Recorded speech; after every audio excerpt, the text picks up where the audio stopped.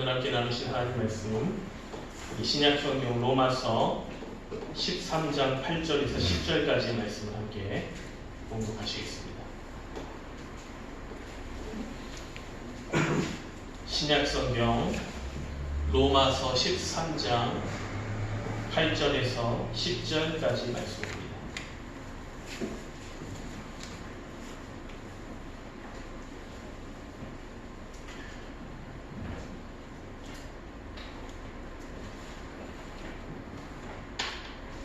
신약성경 로마서 13장 8절에서 10절까지 말씀입니다. 신약성경 페이지 258페이지 가량에 있습니다. 신약성경 로마서 13장 8절에서 10절까지 말씀입니다.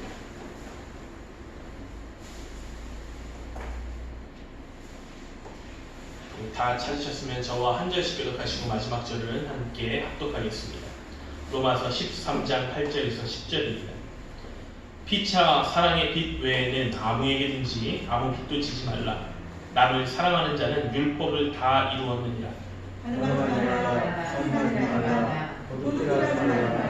탐내지 말라. 그 외에 너의 불만이 있을지라도 내 이웃을 내 자신과 같이 사랑하신 그 말씀을 함께 다 들었느니라. 사랑은 이웃에게 악을 행하지 아니하나니 그러므로 사랑은 율법의 완성이니라. 아멘. 오늘 함께 나누신 로마서 13장 8절에서 10절까지 있는 말씀을 가지고 2월 셋째 주일 예배에 하나님의 말씀으로 함께 나누도록 하겠습니다. 오늘도 우리 가까이 계신 분들과 함께 인사하도록 하겠습니다. 가까이 계신 분들도 되고 교회 같은 경우에는 많지 않으시니까 모든 분들과 함께 인사하셔도 상관없습니다. 우리 인사하실 때 이렇게 하도록 하겠습니다. 반갑습니다. 참 잘 오셨습니다. 이렇게 인사하겠습니다.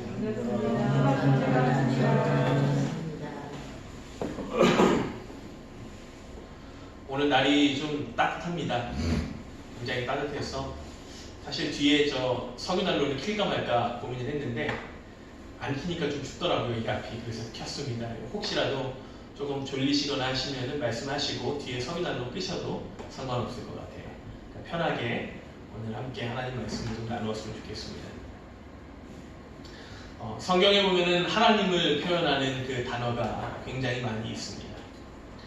성도님들이 하나님을 표현하는 단어 가운데 어떠한 단어를 가장 좋아하시는지 모르겠어요. 때로는 권능의 하나님으로도 표현이 되며 전지전능의 하나님으로도 표현이 되고 치유하시는 하나님으로도 표현되며 모든 것을 아시는 하나님, 여러 가지 것들로 하나님을 표현하는 것이 참 많이 있습니다. 그 가운데 믿는 자 또 믿지 않는 자까지 다 알만한 하나님의 표현이 하나가 있습니다. 때로는 조롱하는 듯한 표현으로도 이 하나님의 형태 또는 하나님이 가지고 계신 고유 속성을 표현을 하는데 사실은 조롱할 수 없는 하나님의 속성이죠. 그것은 어떤 거냐면 바로 사랑의 하나님이라고 하는 표현입니다. 사랑의 하나님. 우리가 익히 잘 알고 계시기 때문에 굳이 설명하기도 어려울 것 같습니다. 그럴 필요도 없을 것 같아요.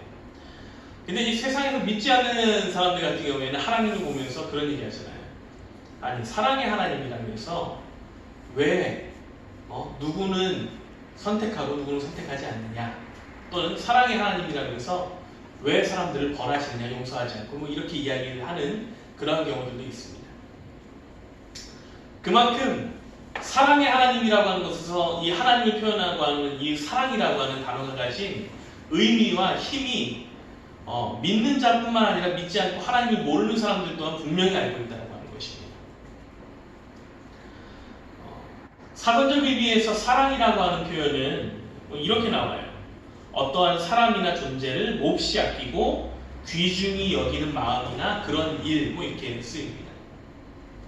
또는 어떤 사물이나 대상을 아끼고 소중히 여기거나 즐기는 마음 또는 그러한 일, 이렇게 되어 있어요. 한 가지 더 있다라고 하면 이래요. 남을 이해하고 돕는 마음이나 그런 일. 즉 사랑한다 또는 사랑이라고 하는 그 단어 자체에는 우리가 흔히 이제 생각할 수 있는 이성 간에 나의 마음을 그 사람에게 줄 때 사랑합니다 라고 하는 그 표현만이 사랑이 아니라 내가 정말 아끼는 것도 사랑이라고 하는 단어에 포함이 되고 내가 정말 귀하게 여기는 것도 사랑이라고 하는 것에 포함이 되며 부모가 자식을 사랑하는 것 또한 아끼고 또한 모든 걸 다 줄 수 있는 것 또한 사랑이라고 하는 것으로 표현이 되고 여러 가지의 형태 내가 정말 귀하게 쓰이고 이것을 어찌할 수 없어서 너무나도 소중하게 여기는 그런 마음들을 우리는 사랑이라고 하는 그 단어 안에 다 포함시켜서 볼 수 있다고 하는 것이에요. 이러한 뜻에서 볼 때 사랑의 하나님이라고 하는 것은요. 하나님은 이처럼 귀하게 여기는 마음을 가지고 우리를 바라보시는 분이다 라고 생각할 수 있는 겁니다. 사전적으로 우리가 사랑이라고 정의되어 있는 것들이 많이 있지만 이것을 조금 더 광범위하게 또는 세세하게 살펴보게 되면은 의미가 참 많이 드러날 수가 있어요. 아까 말씀드렸지만 부모가 자식을 사랑하고 소중히 여겨서 어쩔 수 없는 표현을 하는 것 그것은 부모가 자식에게 내가 널 사랑한다 라고 하는 표현입니다. 그거보다 더 큰 표현이 없잖아요. 그거보다 더 큰 표현이 없잖아요.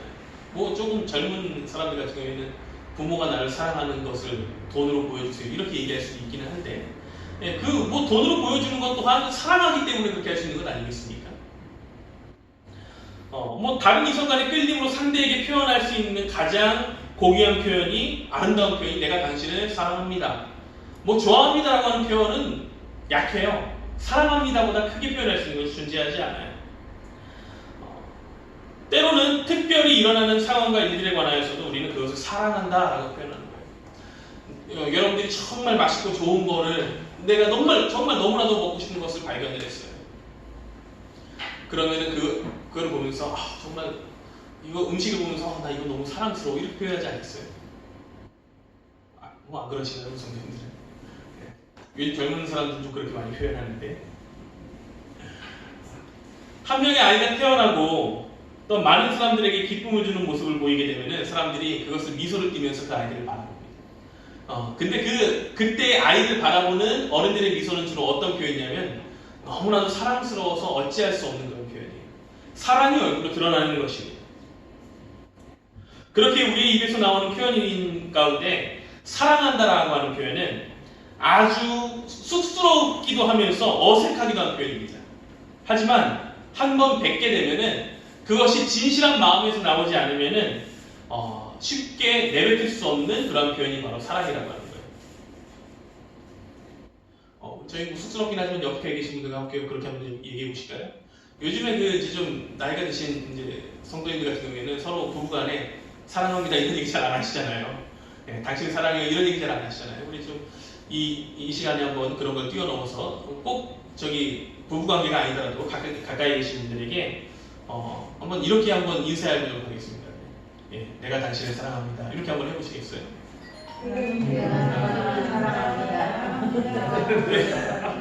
예, 지금 보시면은 옆에 계시는데 못하세요. 예, 이게 참 쑥스럽고 어려운 표현이라는 거죠. 아주 가까운 사람임에도 불구하고 표현하기가 어려운 것이 사랑이라는 거예요. 근데 이게 입으로 나오진 않지만 사실 마음속에는 가지고 있는 표현이잖아요. 마음에 가지고 있는데 표현하기가 어려운 거예요. 이 사랑을 우리가 어떻게 표현을 하겠습니까? 우리 성도님들은 내가 누군가를 정말 사랑할 때 그 사랑하는 사람에게 어떠한 것으로 사랑한다라고 하는 걸 표현을 하시겠습니까? 성경에서는 베드로전서 4장 8절에서는요 사랑의 표현을 이렇게까지 이야기합니다.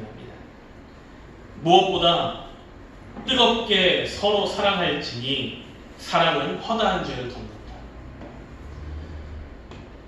성경에서 우리에게 말씀해 주시는 사랑의 표현의 방법의 한 가지는 바로 이것이라고 말하는 겁니다. 사랑하는 사람에게 있어서 허다한 죄를 덮어주는 일 또한 사랑이라는 것입니다. 그렇다고 뭐 죄를 덮어준다고 해서 죄 지은 것에 대하여서 그것을 그거 죄 아니야 라고 하는 잘못된 길로 인도하는 그러한 것은 아니다라고 하는 겁니다. 벌써 한 10여 년, 20년 가까이 된 그 영화가 한 가지가 있습니다. 근데 영화인데 조금 잔인한 영화예요. 조금 잔인한 영화인데 한 자녀가 아들이 있습니다. 근데 그 아들이 자기가 사업을 하면서 어디 투자를 해야 되는데 돈이 없는 거예요. 돈이 부족합니다. 부모님이 돈이 많은. 그래서 부모님한테 돈을 좀 융통해 주십시오 갔는데 부모님이 돈을 안 주는 거예요. 그래서 이건 영화 내용이에요. 실제 그런 건 아니에요. 그래서 그 아들이 부모를 돈이 안 주는 마음으로 살해를 한 거예요. 악한 마음으로 살해를 했는데 살해하다가 실수로 자신의 손톱이 이렇게 잘린 겁니다. 손가락하고 손톱 끝이 잘렸어요. 근데 그 어머니가 자신의 아들이 자신을 죽인 것을 사람들이 모르게 하기 위해서 숨이 붙어 있을 때 죽어가면서 어떻게 했느냐? 아들은 모르는데 자기가 발견한 그 손톱과 그리고 손가락 끝에 있는 것을 자기 입으로 먹고 아들의 그 허물을 덮어주려고 하는 마음이 드러나 있는 영화가 있었습니다. 물론 아주 폐륜적 그 상황이기 때문에 이건 옳지 않은 일이에요. 그러나 부모가 또는 너무나도 내가 사랑하는 그 사람에게 무언가 나쁜 것 또는 안 좋은 일이 있을 때 그 사람이 나에게 잘못을 했을 때에 그것마저도 덮어줄 수 있는 마음이 바로 사랑하는 마음에서 나올 수 있다고 합니다. 사랑하는 마음에서 나올 수 있다. 우리가 사랑이라고 하는 것을 하게 되면요, 사랑하는 자의 허물이 보이지 않게 되면 또는 허물이 있는 것을 내가 덮어주려고 합니다. 내가 메꿔주려고 하는 거죠. 허물임을 알고 있으나 그것을 죄와 허물 때문에 그 사람을 못 보려고 하는 것이 아니라 잘못 때문에 그 사람을 못 보는 것이 아니라 잘못이 있지만 내가 그 사람을 사랑한다라고 하는 것을 보게 되는 것이 곧 사랑의 원리라고 하는 것입니다. 그것이 열쇠예요. 한 사람을 진짜로 보게 되는 열쇠가 바로 사랑이라고 하는 것에서 출발을 할 수 있다고 하는 것입니다.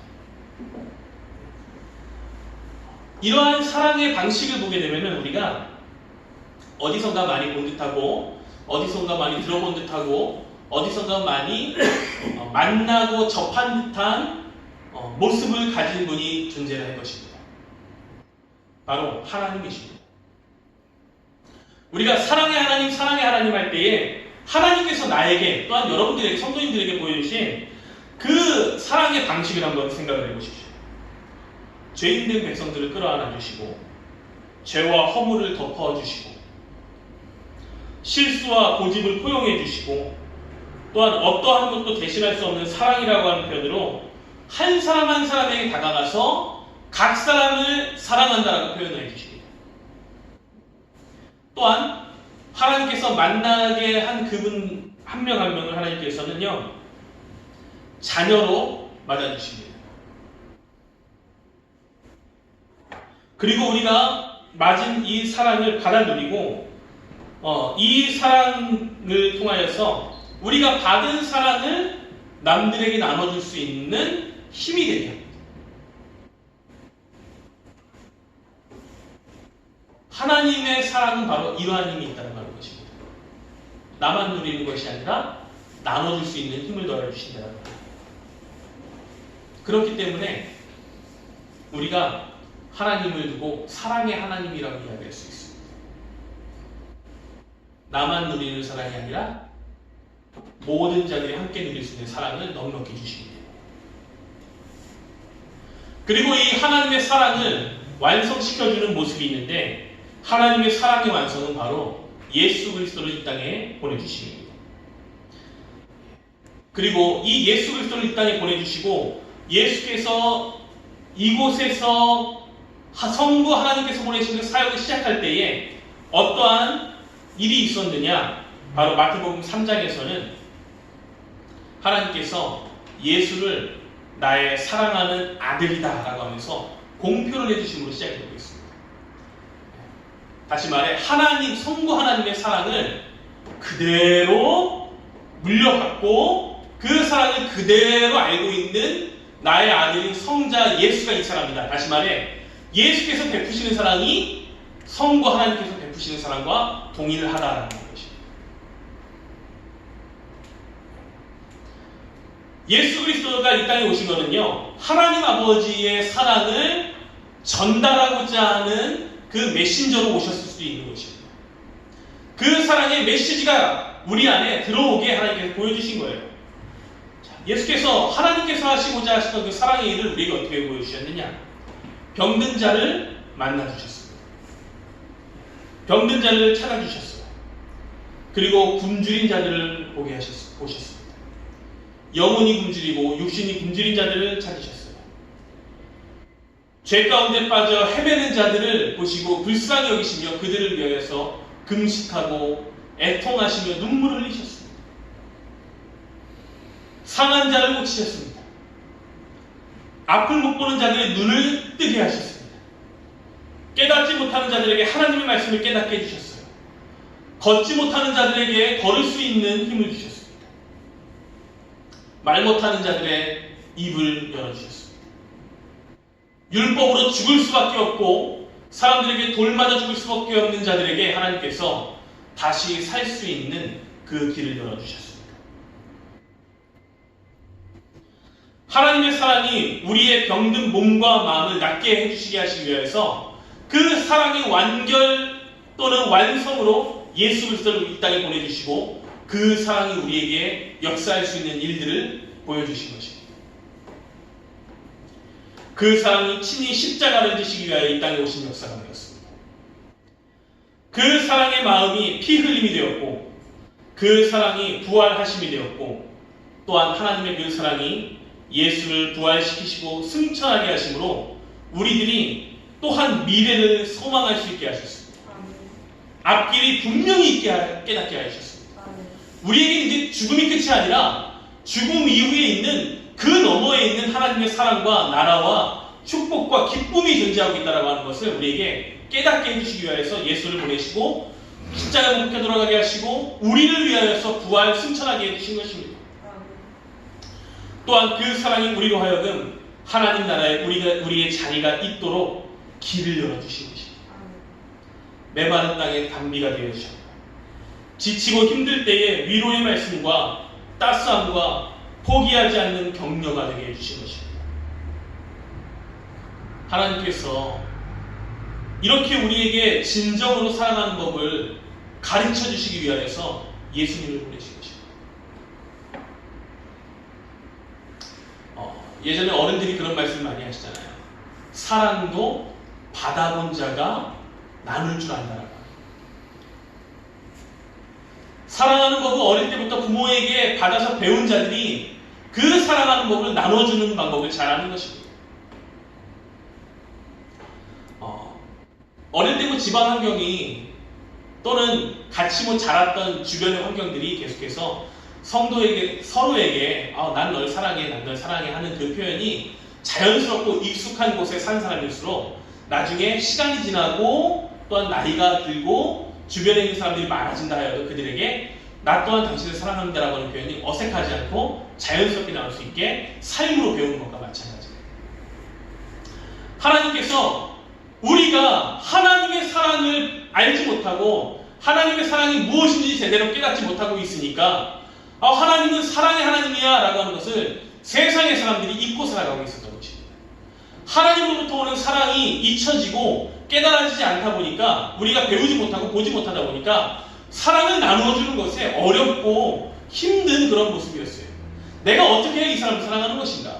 내가 어떻게 해야 우리 주변에 있는 나를 사랑하는 내 주변에 있는 사람에게 진짜 사랑하는 것이 무엇인지 가르쳐줄 수 있는가? 내가 내 자녀에게 무엇을 사랑으로 가르쳐줄 수 있는가라고 하는 여러 가지 사랑이라고 하는 고민거리에 빠지며 알 수 없고 그 사랑의 표현 방법을 알 수 없을 때에 하나님께서 직접 몸소 우리에게 사랑하는 방법, 깨닫게 해주시고 또한 실천할 수 있는 방법, 그것을 알려주시기 위하여서 예수 그리스도를 사랑의 완성으로 보내셨다는 말. 하나님의 사랑이 예수를 통하여 우리에게 온전하게 흘러들어오게 만들어주신 것입니다.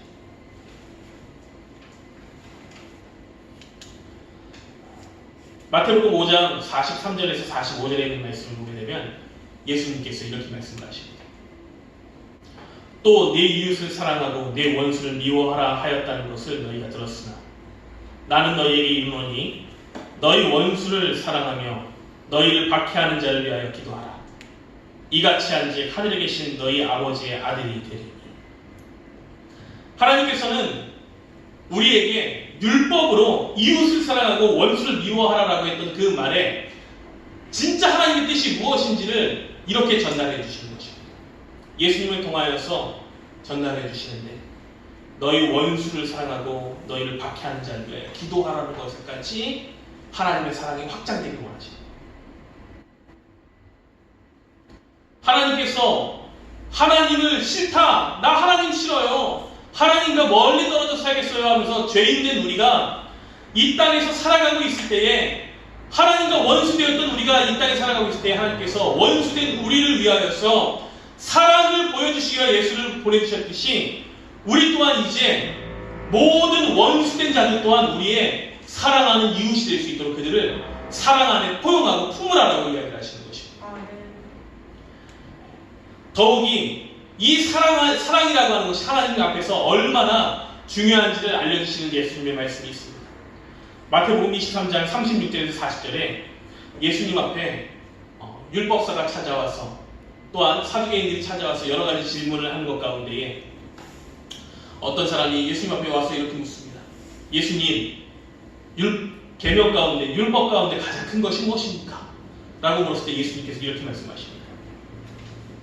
선생님, 율법 중에서 어느 계명이 크니까?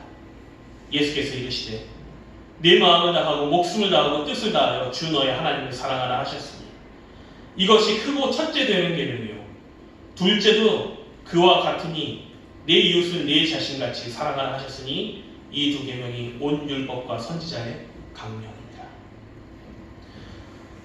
예수님 앞에 나와서 율법을 잘 알고 있는 자가 예수님을 시험하듯이 이야기하는 겁니다. 선생님, 율법 중에 무엇이 제일 중요합니까? 율법 가운데 무엇이 제일 중요합니까? 이때 예수님께서 모든 율법을 다 통합시킬 수 있는 단어를 한 가지로 이야기를 하신 겁니다. 사랑하라. 하나님을 사랑하라. 그리고 하나님을 사랑하듯이 내 이웃을 내 몸과 같이 사랑하라.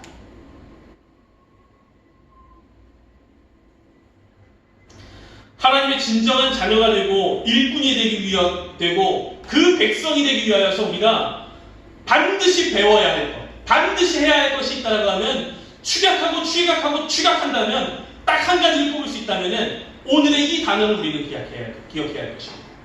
바로 사랑해야 하는 것. 누군가가 오늘 말씀 나눈 성도님들에게 와서 이렇게 물어볼 수도 있습니다. 성경에서 말하는 하나님의 그 진짜 모습 또는 하나님이 당신에게 무엇을 가르쳐 주십니까? 라고 이야기할 때 우리는 이렇게 대답할 수 있어요. 사랑하는 것입니다. 내가 하나님을 사랑하는 것입니다. 나에게 가르쳐 주신 그 사랑으로 이웃을 사랑하는 것입니다. 하나님께서 부족한 나를 사랑하셔서 그 사랑을 보여주신 것 같이 나도 당신을 그 보여주신 사랑과 같이 사랑하고 감싸주는 것입니다. 이것이 우리 입에서 자연스럽게 나올 수 있는 삶이 되어야 한다는 것입니다. 본문의 말씀을 보시게 되면 바울은 그것을 깨달았습니다. 성도가 행해야 할 의무가 바로 사랑이라고 하는 것에서 나오는 의무다라고 하는 것입니다. 8절의 말씀에서는 이렇게 시작이 됩니다. 피차 사랑의 빛 외에는 아무에게든지 아무 빛도 지지 말라.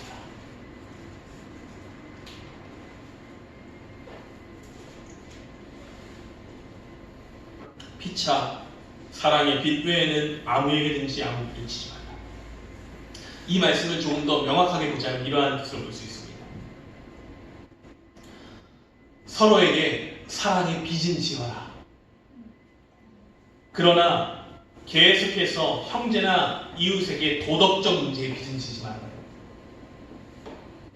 그것이 오늘 8절의 상반절에 나오는 말씀입니다. 성도는 서로에게 사랑의 빚은 지어라. 이거는 내가 그 사람에게 사랑함을 주고 하나님께서 나에게 주셨던 그 사랑을 다 갚지 못할 것이 많으니까 그 갚지 못하는 것을 계속해서 성도를 사랑함으로 갚아라라. 그러나 도덕적 문제가 될 만한 것은 빚을 지지 마라. 빚은 오직 사랑의 빚 위에는 지지 마라. 이것입니다. 우리가 빚지고 살 것은 서로에게 할 것은 사랑 이외에는 없다라고 하는 것이에요. 서로 사랑하는 것이 서로에게 빚이 되어야 하는 것입니다. 우리가 가까이 계신 우리 성도님들을 바라볼 때에 그들을 바라보면서 이렇게 생각을 해야 되는 것입니다. 하나님께서 나에게 맡기시는 사랑의 빚을 내가 당신에게 아직 다 갚지 못했습니다. 나에게 맡기신 사랑의 빚을 다 갚지 못했습니다. 성도가 하나님을 사랑하고, 성도가 성도를 사랑하고, 성도가 이웃을 사랑하고, 성도가 세상을 하나님께 받은 사랑으로 아끼고 사랑하는 것, 이것만은 잊지 말고 살아가야 하는 것입니다. 어제 이제 제가 잠이 잘 안 와가지고 새벽 한 4시 정도까지 좀 잠이 끊겼어요. 이상하게 가끔가다 한 번씩 잠이 안 오는 때가 있어요. 잠이 안 오면서 이렇게 저렇게 보고 있다가 이제 영상을 몇 개를 이렇게 찾아서 좀 보게 되었습니다. 근데 그 중에 하나가 죄송해요. 지금 밑에 지금 공사를 하고 있어가지고 소리가 이렇게 좀 올라오는데 너무 신경 쓰지 마십시오. 제가 신경 쓰이는데 성도님들은 신경 쓰지 마십시오. 그 중에 하나 우리가 이제 잘 알고 있는 그 유명한 가수들이 있는데 윤복희라고 하는 그 가수에 대해서 잘 알고 있잖아요. 그리고 그 윤복희라고 하는 분이 권사님이신데 그분의 오빠에 대해서도 알고 계시는 분들이 많이 있어요. 저는 이제 정확히는 그분이 좀 저보다 한참 오래 그 연륜으로 따지면 굉장히 큰 어른에 가까운 그 연륜을 가지고 계신 분이기 때문에 저는 그분이 정확히 어떠한 일을 했는지 잘은 모릅니다. 근데 뭐 작사 작곡을 좀 많이 하시고 목회를 하시는 걸로 알고 있는데 그분이 뭐 윤한기인가 그 목사님이시죠. 그분이 지었던 이제 사실은 가요인데 자신의 여동생인 그 윤복희 씨가 굉장히 힘들어하고 마음속으로 어려워할 때 그 동생을 위하여서 쓴 곡이 있다는 거예요. 예, 맞습니다. 그 뒤에서 누군가 한 분이 이제 입을 이렇게 뻥긋뻥긋거리면서 알려주셨는데 여러분이라고 하는 그 노래이죠. 근데 이 여러분이라고 하는 노래를 보게 되면은 그 가수의 여러 가지 것들이 있지만 가사가 참 누군가를 굉장히 아끼는구나, 그 사람 힘든 사람에 힘을 주는구나라고 하는 그러한 뜻을 느낄 수 있습니다. 근데 이 윤한기 목사님께서 그 노래를 작사 작곡을 하면서 동생에게 줄 때에 성경 말씀 한 구절을 보면서 하나님께서 우리에게 사랑을 이것을 나누어 주듯이 내가 이것을 내 동생에게도 나눠줘야 되겠구나라고 하면서 한 말씀을 모티브로 해서 그 노래를 지었다는 겁니다. 그게 어디냐? 이사야서 41장 10절에 있는 말씀입니다. 이 말씀이 이거죠. 두려워하지 말라. 내가 너와 함께합니다. 놀라지 말라. 나는 네 하나님이 됩니다. 내가 너를 굳세게 하리라. 참으로 너를 도와주리라. 참으로 나의 의로운 오른손으로 너를 붙들리라. 하나님께서 내가 사랑으로 너를 절대 포기하지 않는다. 내가 어떠한 어려움이 있어도 너를 절대로 사랑으로서 포기하지 않는다라고 하는 것을 어려움과 괴로움과 힘든 가운데 있는 성도들에게 이 이사야서 41장 10절에 있는 말씀으로 위로하셨듯이 하나님께서 우리에게 주신 이 말씀들은 사실은 사랑으로 위로하며 성도가 서로에게 하나님의 사랑으로 힘을 내어서 일어설 수 있는 능력을 주는 그 말씀들이 하나님의 말씀 안에 있고 사랑 안에 존재하고 있다는 것을 던져주는 것입니다. 그래서 그 가사에 보게 되면은 내가라고 하는 나는 이라고 하는 그 뜻이 사실은 그 가사가 목적은 그거여야 됩니다. 하나님이 너의 영원한 친구야. 하나님이 너를 붙드는 자야. 이런 식으로 표현을 하고 있다고 하는 거예요. 저는 이렇게 노래를 정확히는 다 모릅니다. 근데 그 노래를 아시는 분들께서는 가사가 보게 되면은 나는 너의 또는 내가 이런 표현이 굉장히 많이 있는 것을 아실 거예요. 그 모든 뜻이 하나님께서 그렇게 하고 있다고 하는 것을 우리에게 알려주고자 하는 사랑의 메시지를 사람이 이제 더 표현하여서 사람들에게 다가갈 수 있도록 만들어주고 있다는 것입니다. 저는 성도들에게 필요한 것이 바로 이것이라고 생각합니다. 내가 받은 하나님이 있고 내가 아는 깨달은 하나님이 있고 내가 만난 하나님이 있다고 하면 하나님의 사랑으로 힘들어하고 어려워하고 괴로워하고 또는 낭만하고 좌절하고 울고 있는 그들에게 가서 하나님의 사랑이 너를 위로할 거야. 하나님의 사랑이 당신을 붙잡아줄 거야 라고 하는 사랑의 하나님이심을 끊임없이 전달해야 하는 것입니다. 그들이 우리에게 손가락질하고 욕을 하고 침을 뱉고 여러 가지 악담을 하고 저주를 퍼부은다 할지라도 하나님의 사랑으로 그들을 포용할 수 있어야 하는 것입니다. 왜냐? 하나님이 우리에게 그렇게 먼저 보여주기 때문에, 나에게 먼저 그렇게 하셨기 때문입니다. 혹 우리가 이러한 하나님의 사랑을 전할 때에 어떠한 자들은 나는 하나님의 구원의 사랑을 안 받았으니까 하나님께 사랑의 빛도 진 적이 없어라고 이야기할 수 있는 분들이 있습니다. 그러나 세상에 있는 모든 자들은 하나님의 그 사랑의 빛으로부터 자유로울 수가 없습니다. 왜냐? 우리가 밟고 있고 살고 있는 이 모든 땅과 우주와 또한 누리는 모든 것, 햇빛과 공기와 물과 여러 가지 쉼과 먹을 수 있는 양식과 이 모든 것의 시작은 어디서부터 온 거냐? 하나님께서 우리를 위하여 창조하심으로부터 시작이 된 것입니다. 하나님께서 그것을 모든 사람에게 주셨기 때문이에요. 모든 이에게 햇빛을 주셨고 공기를 주셨기 때문에, 모든 이가 살아갈 땅을 주셨기 때문에, 지금도 계속해서 모든 이들에게 사랑의 빛을 비춰주시기 때문에, 시간을 우리에게 허락하여 주시기 때문에, 삶을 허락하여 주시기 때문에, 건강이라고 하는 것을 허락하여 주시기 때문에 우리가 하나님의 사랑을 누구나 공평하게 지금 받고 있다는 것입니다. 단지 내가 누리고 있는 그 사랑을 깨닫지 못하고 있는 것에 불과하지 모든 사람들은 다 하나님의 사랑을 받고 있습니다. 우리는 이 사랑을 먼저 체험한 자들입니다. 더욱이 사랑으로 하나님의 말씀을 깨닫게 해주심으로 하나님의 사랑이 무엇인지 우리에게 들리게 해주셨고 우리가 먼저 들은 자가 되었습니다. 전에는 그냥 맛있네 라고 생각했던 것들이 이제는 나를 위해서 이렇게 맛있는 것을 귀한 것을 만들어 주셨네 라고 하는 것으로 바뀔 수가 있는 거예요. 뭐 그런 거 있잖아요. 음식을 못하는 사람들 같은 경우에는 저도 이제 어릴 때 그런 생각을 좀 해봤습니다. 명절 때 되면 어머니께서 이제 식혜를 해주셨는데 제가 식혜를 참 어릴 때 좋아했어요. 뭐 식혜를 먹어서 제가 살이 쪘는지는 모르겠지만 많이 먹어서. 근데 어느 날 집에 있는데 명절에 식혜가 너무 먹고 싶은 거예요.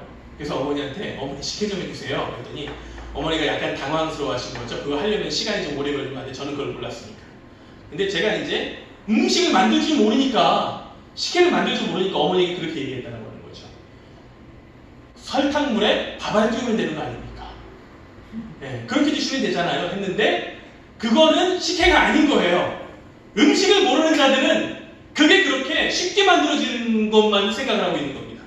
그런데 음식을 알고 할 줄 아는 사람들이 그것을 딱 맛보기 위해서 딱 먹었을 때 정말 귀한 맛을 느끼면 뭐라고 얘기하십니까? 야, 이거 정말 만들기 어려운데 이 귀한 거를 저한테 주셔서 감사합니다. 이렇게 하지 않습니까? 하나님의 사랑 또한 우리가 받아 누리고 있는데 그것이 사랑인지 모를 때에는 아이고 이게 무슨 사랑이야, 이거 그냥 그런 거 아니야 라고 생각할 수 있습니다. 그런데 하나님의 사랑이 확실히 우리에게 깨달아지고 그게 하나님의 사랑이었구나, 나에게 지금 주어진 이 삶들이 하나님의 사랑이구나 라고 깨닫게 되면은 그때부터 입에서 감사가 나올 수밖에 없다라고 하는 겁니다. 하나님의 사랑이 깨달아질 수밖에 없다라고 하는 거예요. 우리가 먼저 이것을 깨달았으니 오늘 이 자리에 나오고 지금 말씀 나오는 성도님들은 하나님의 사랑을 먼저 깨닫고 들으셨으니 이제 내가 깨닫는 하나님의 사랑을 그들도 깨달을 수 있도록 하나님의 사랑을 전달해야 하는 의무를 우리에게 주셨다는 것입니다. 네. 오늘 로마서 13장에 있는 말씀은 그것을 이야기합니다. 우리 다시 한번 이 말씀을 한번 봐볼까요? 8절부터 10절에 있는 말씀을 다시 한번 함께 합독해 보도록 하겠습니다. 피차 사랑의 빛 외에는 아무에게든지 아무 빛도 지지 말라. 남을 사랑하는 자는 율법을 다 이루었느니라. 간음하지 말라, 살인하지 말라, 도둑질하지 말라, 탐내지 말라 하는 것과 그 외에 다른 계명이 있을지라도 네 이웃을 네 자신과 같이 사랑하라 하신 그 말씀 가운데 다 들었느니라. 사랑은 이웃에게 악을 행하지 아니하나니 그러므로 사랑은 율법의 완성입니다. 우리가 율법을 다 지키기 위하여서 무엇을 하면 됩니까? 사랑하면 됩니다. 하나님의 말씀을 하나님을 잘 따르기 위하여서 무엇을 깨달으면 됩니까? 하나님의 사랑을 깨달으면 됩니다. 우리가 이 땅에서 잘 살아가고 하나님의 자녀로서 올바른 모습을 살아가기 위하여서 무엇을 하면 됩니까? 하나님의 사랑을 깨닫고 사랑을 그 이웃에게 전달합니다. 이것이 하나님께서 말씀하신 율법의 완성입니다. 우리에게 완성시키고자 하는 하나님께서 보내신 우리를 붙잡아 주신 사명의 원류이자 목표이자 또한 하나님께서 우리에게 주신 원동력이 되는 겁니다. 신앙생활하는 원동력이 되게 하는 것은 하나님의 사랑이고 우리가 나눠야 할 사랑입니다. 하나님께서 우리를 위하여 나를 위하여 죄인된 나를 사랑하셔서 그 사랑을 깨닫도록 예수를 보내셨습니다. 사랑을 들려주시고 사랑을 만나게 해주셨습니다. 그리고 허다한 죄를 덮어주시는 하나님의 사랑을 우리들이 먼저 체험을 하게 되었습니다. 그러면 이제 이웃을 사랑하는 겁니다. 돈은 나눌수록 적어지지만 하나님의 사랑은 나눌수록 커집니다. 하나님의 사랑은 우리 안에서 있는 것을 빼어주는 것이 아니라 내 안에 있는 사랑을 옆 사람에게 전이시키는 겁니다. 사랑을 나눠준다 해서 여러분들의 사랑이 뺏기지 않습니다. 자녀가 있으신 분들이 자녀들을 사랑하는 그 마음이 주면 줄수록 사랑이 빠져나갑니까? 그렇지 않습니다. 줘도 사랑은 퍼나 올라오는 겁니다. 샘솟는 겁니다.